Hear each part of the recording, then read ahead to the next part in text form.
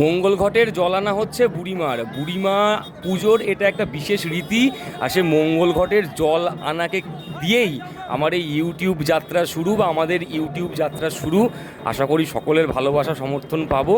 তো দেখো বুড়িমার মঙ্গল ঘটের জল কিভাবে আনতে যায়, ঢাক সহ বাদ্যি সহ বিভিন্নভাবে। এই যে দুটো মঙ্গল ঘট দেখা যাচ্ছে, কলসি, এই কলসিতে জল ভরেই কিন্তু জল আনা হয় এবং সেই জলে তারপর পুজো চলে। এই রেওয়াজ আমাদের চলেই আসছে চাষাপাড়া বারোয়ারির বুড়িমার।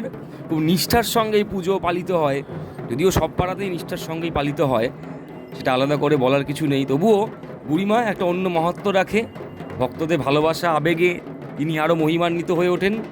দেখতেই পাচ্ছ ঢাক বাদ্যি সহ, তখন কিন্তু ভোর 4টে বাজে, 4টের সময় এই ঢাক বাদ্যি সহ সবাই বেরিয়ে পড়েছে বুড়িমার মঙ্গল ঘটের জল আনতে। আর সেই দৃশ্যই তোমরা দেখতে পাচ্ছ। সকলকে জগদ্ধাত্রী পুজোর শুভেচ্ছা 2025। সকলের পুজো ভালো কাটুক।